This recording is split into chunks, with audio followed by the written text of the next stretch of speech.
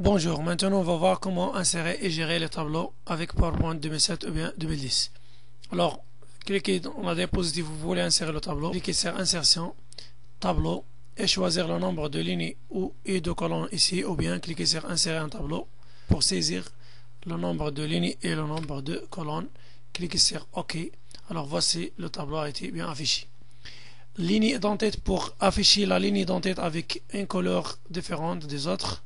Voici, cocher pour afficher la ligne. Ligne du totaux pour afficher la ligne en bas avec une couleur différente. Ligne à bande pour afficher les lignes paires et impaires avec des formes différentes. Voici les résultats. À la première colonne pour afficher la première colonne avec une forme personnalisée. À la dernière colonne pour afficher la dernière colonne avec une forme personnalisée. Cliquez pour avoir le résultat. Colonne à bande pour afficher les colonnes paires et impaires avec des formes différentes. Voici. Ici pour choisir un style bien défini pour votre tableau. Par exemple ce style. Alors voici. Vous pouvez modifier le style en cliquant sur ici. Et voici. Et voici. Vous pouvez modifier la couleur du tableau ou bien de la cellule sélectionnée en cliquant ici. Vous pouvez choisir un nombre pour la cellule sélectionnée ou bien le tableau. Voici.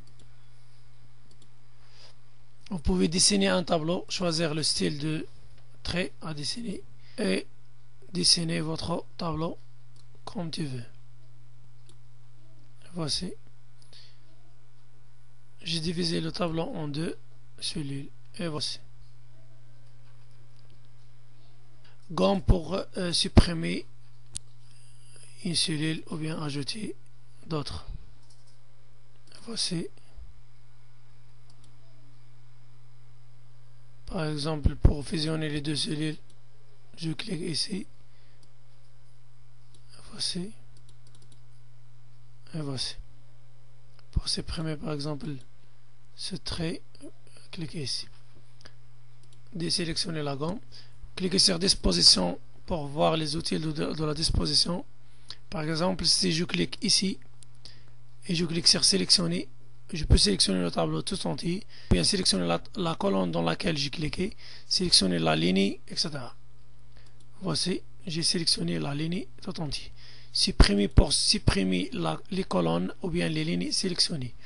Insérer au-dessus pour insérer une ligne au-dessus de la ligne sélectionnée. Insérer en dessous pour sélectionner une ligne en dessous de la ligne sélectionnée. Insérer à gauche pour insérer une colonne à gauche de la colonne sélectionnée, etc. Fusionner pour fusionner plusieurs cellules en une seule. Par exemple, si je veux fusionner les 7 cellules, je sélectionne les 7 cellules, je clique sur fusionner, puis cliquez sur fusionner les cellules. Alors voici, les 7 cellules deviennent une seule. Pour modifier la largeur ou bien la hauteur de la cellule, pour personnaliser le texte dans la cellule, par exemple au centre verticalement et au centre horizontalement.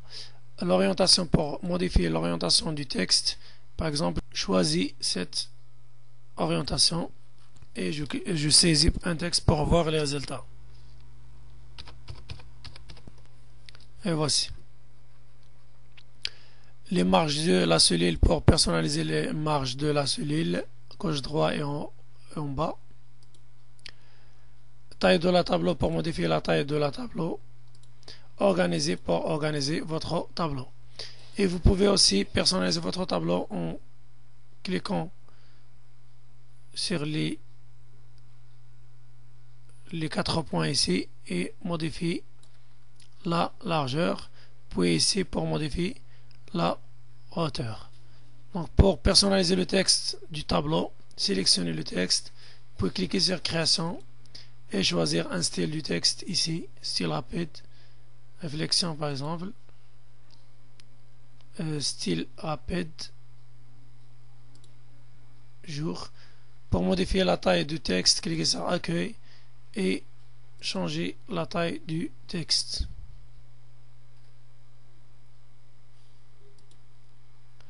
Et voici.